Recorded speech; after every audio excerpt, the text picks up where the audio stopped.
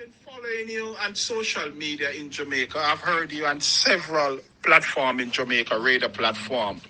And you have some interesting conversation from time to time with different hosts. And I just want to ask you one question.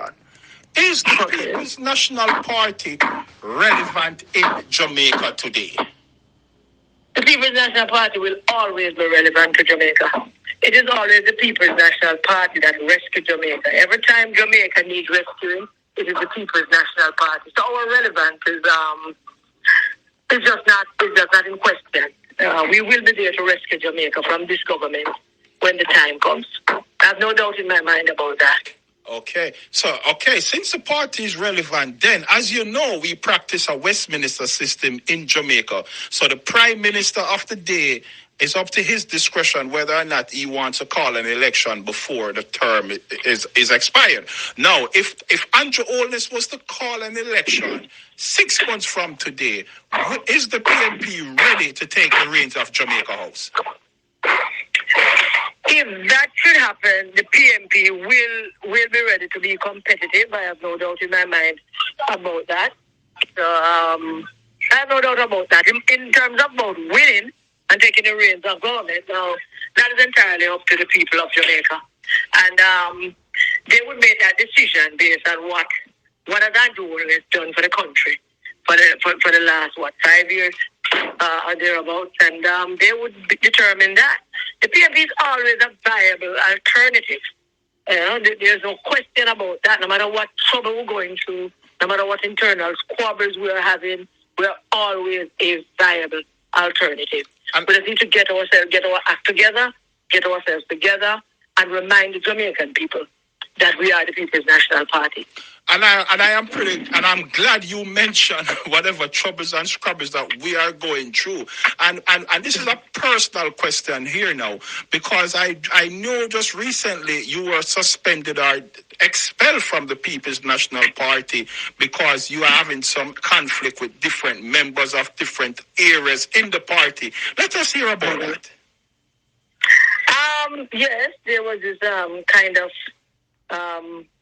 quasi expulsion. I don't consider it to be a big deal. I have never considered it to be anything real, but they have started a process, and I am following that process. I believe that the whole expulsion thing in the middle of the night was to basically respond to three particular things. One, I think they needed to get out of the headline the thing with Bunting and the former U.S. ambassador, because that was gaining legs. Two, I think they were kind of embarrassed by the September 23rd protest, and they were truly embarrassed about that. And thirdly, they wanted to get me from not to participate in the REC, which they did. Okay. So I think that was what that is all about. But as I said, they have set up a process in motion. I never ever take this thing serious about expulsion. It was just something that they did to try and get them ego back in check, so to speak. Okay. But I'm following the process. So, but let me ask you this, Miss Karen. How long have you been a member of the People's National Party? 40 years. Could you repeat that? 40 years. 40 years. So you're pretty a young individual then. In reference to the People's National Party, have you ever contested a seat in the party for representational politics? None at all. None at all. So you are someone who always worked from behind the scene of the party, correct? I would call it behind the scene. I have been national organizer of the party. I have been national organizer for the region. I have been involved in many constituencies' victory. And I'm proud of that record. And it's not a behind-the-scenes thing. It's a deliberate act to get PNP people elected. And that's part of my duty as a member of the People's National Party. Okay, and the next question, I have another question, because I've been now we want to get into how you're standing with the party today, because you are now going through a process, as you said, expulsion. But there was a recent Facebook, a message on Facebook that went viral in reference. You had mentioned that Angela Brown, who is now the new chairman of the party, and you were saying that she wasn't fitted for that position. Why would you say that? I made my case in those videos, and I don't think I need to repeat them. Reason being to be counterproductive because she is now the elected chairman of the People's National Party. Okay. So I made my case against her then. The delegates of the NEC chose, and that's basically where that is now. That's how PMP operates. Okay. So what I'm gathering from you here now, the squabble that has been going on in the party, included yourself and the members of the hierarchy of the party, it seems like you guys are seeing headway. Is there any light at the end of the tunnel? I don't know what you mean by that. I am not letting up in terms of what I am talking about. There is a serious issue with the leadership of the People's National Party, Mark Golden in particular, Dayton Campbell and Peter Bunting. Peter Bunting in particular, who is the singular most destructive and divisive force in the People's National Party right now. Okay. I believe that he is the one that is promoting this destruction of the People's National Party. And he's doing so because he never got to be leader and he still wants to be leader. Okay. I believe most of the negativity out there about Comrade Mark Golden is pushed out there by Peter Bunting and his crew. So what you're saying here today on WAVS current is that because we know that Peter Bunting is a strong supporter of the present leader Mark Golden today. So what you're saying, what Peter Bunting is doing is a facade. He's not supporting Mark Golden. He's not supportive of Mark Golden. They were friends, and I think they both a very long friendship, which they say they have. But it's politics, and Bunting lost his seat. He never had any choice but to put Mark forward, since out of that crew, Mark was the only one who had his seat. And therefore, he had to put Mark forward as to hold the seat for him. Okay. But it has never been a serious thing for him to want Mark to stay. Okay. There's no other explanation as to why things are so bad with Comrade Mark. There's no other explanation as to why the party is in such shambles, even with Mark as leader. The only explanation is that Peter Bunting wants to keep the division going and wants to keep the fighting going on because it benefits him. Listen up, let me tell you something, you see. In the People's National Party, you have a race for leader. When that race is over, everybody coalesces around the leader. It was never allowed by Bunting and Dayton Campbell for anyone to coalesce around the leader that did not support him. Anyone who did not support him is not allowed to coalesce around him.